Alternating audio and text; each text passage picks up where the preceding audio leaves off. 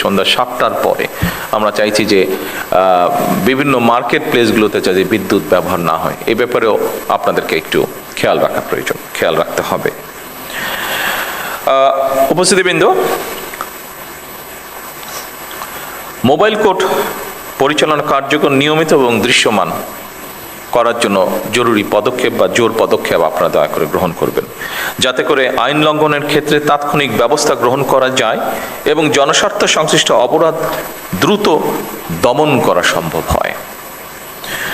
জনগণ ন্যায় বিচার প্রাপ্তি সহজতর করা এবং সরকারি সেবাকে হয়রানি মুক্ত করা এবং প্রতিটি নাগরিকের জন্য সমান সুযোগ নিশ্চিত করা, আমি মনে করি আপনাদের কাজের একটি গুরুত্বপূর্ণ এবং বড় অংশ। উপস্থিতিবৃন্দ, সরকারি কার্যালয়ে সেবা প্রার্থীরা যেন অপ্রয়োজনীয় হয়রানি না হয় কিংবা বিলম্ব বা অনিয়মের শিকার না হয়, দয়া করে সে ব্যাপারেও আপনাদেরকে কঠোর নজর রাখতে হবে। জনগণের যে কোনো ন্যায্য অভিযোগ গুরুত্ব সহকারে প্রতিকারের ব্যবস্থা দয়া করে আপনারা গ্রহণ করবেন। আইন শৃঙ্খলা পরিস্থিতি এবং মাদক নিয়ন্ত্রণ, সাম্প্রদায়িক সম্প্রীতি বজায় রাখা এবং বাল্য বিবাহ, নারী ও শিশু নির্যাতনের বিরুদ্ধে কঠোর ব্যবস্থা গ্রহণ করতে হবে, যেগুলো আপনাদের ক্যাপাসিটির মধ্যে আছে।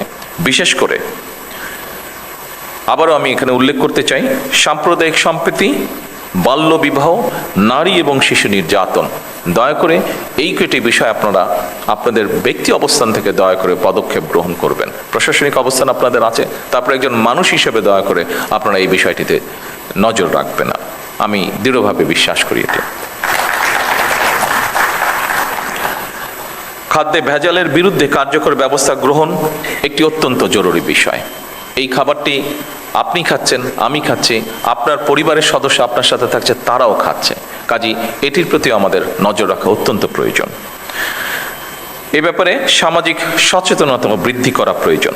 স্থানীয় নেতৃত্বের সঙ্গে সমন্বয় এবং প্রোঅ্যাক্টিভ প্রশাসনিক ব্যবস্থা নিশ্চিত করার মাধ্যমে আমি মনে করি জনপ্রশাসনকে গণমুখী করা গেলে জনগণ সরকারের কার্যক্রমের সুফল থেকে নিশ্চয়ই বঞ্চিত হবে না।